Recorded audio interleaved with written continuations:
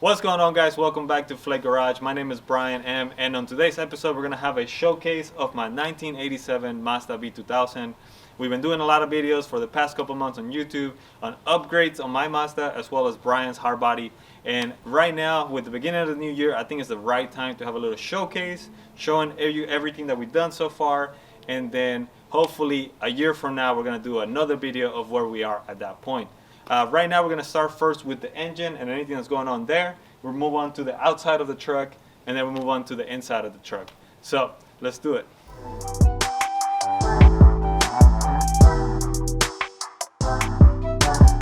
Alright guys, so here we have the engine of my B2000. As you can see, we have the factory engine. The things that have been changed on it, and some of these mods were kind of done before me by the previous owner, and then a lot of them I came in and cleaned up as things happen. You know, I had some issues with it and whatnot. So we're gonna start right here from the left side. We have a new battery tie holder. I picked that one up on Amazon, pretty cheap. I can link you guys to it if you want.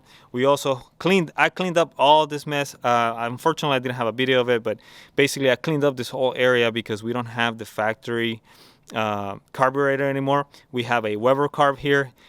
This basically got rid of a lot of vacuum lines and everything, and that mess and wiring mess was still here, so I came in and cleaned all that up.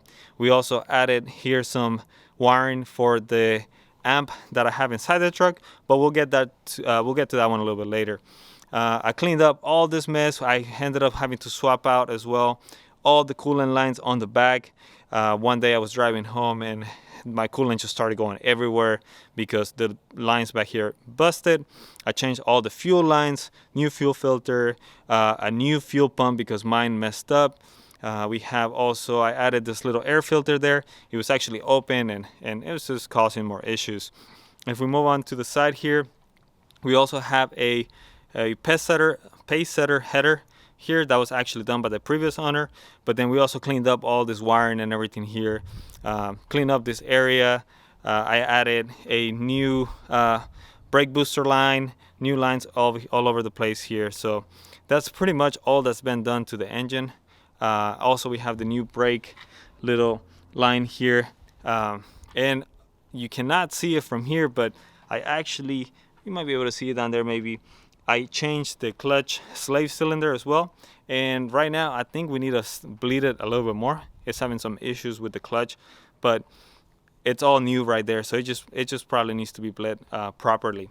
That's all we have for the engine. There's nothing else that's been done to it.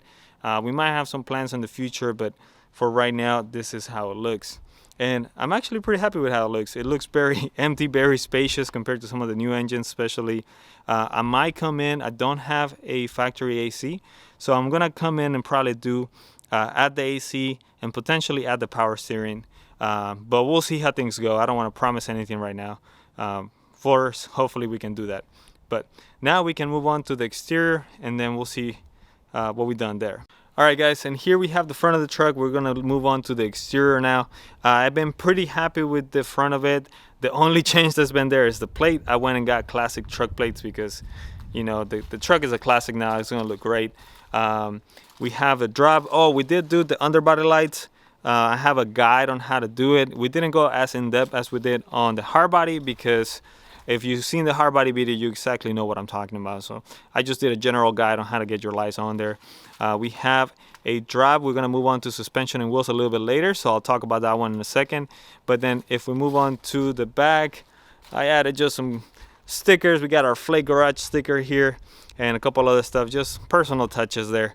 But then if we move on to the back, this is where I've done the most changes so far. I added brand new lenses.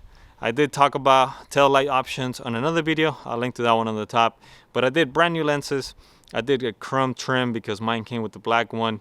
And then I added my little JDM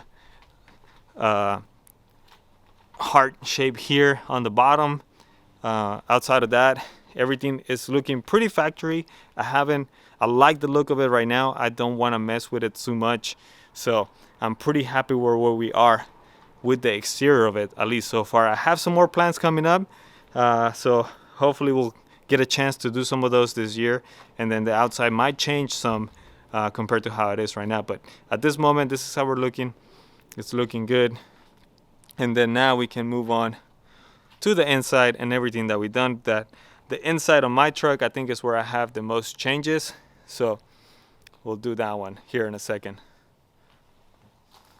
Alright guys, so now we're going to move on to suspension and wheels. And first of all, we're going to talk about the wheels. These are my OG wheels. I really like them. They are the Eagle Alloy 203 wheels. They're on 16x8 zero offset. And I have Federal Super Steel 595 tires on it on a size 205/40/16. You might have seen my truck with a different set of wheels. And that's a different set of wheels that I picked up. We actually cleaned them up here on the channel and put them on, so you can catch those videos as well. And those are Eagle Alloy 143, and they're also wrapped in the same tire 205/40/16. Those, I believe, they are 16x8 -5 offset, which is why it makes it stick out a little bit more compared to this ones. But I love both set of wheels. They're awesome. I really like them.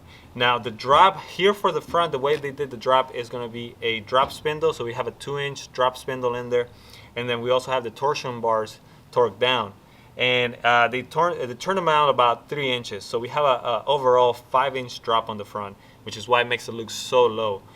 The ride quality is going to suffer though. It's very bouncy inside the truck. So keep that in mind. If you want to be this low, you're also going to suffer on that aspect.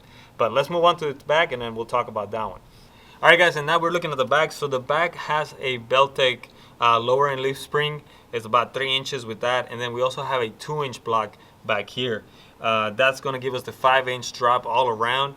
As you can see here, it looks a little bit higher compared to the front. And I just think some of the components, suspension components, are probably a little bit worn down. I need to go in and replace those. So we'll do that probably here in the channel soon. On the back, we also have the the Beltec Street Performance shocks.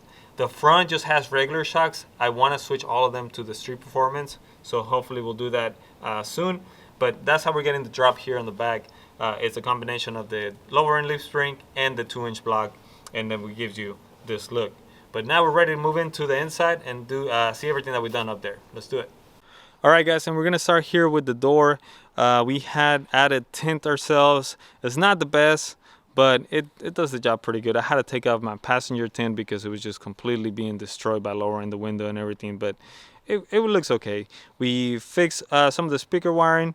I added this password GDM dress up bolts here, made the door panel become easier to take off and put back on.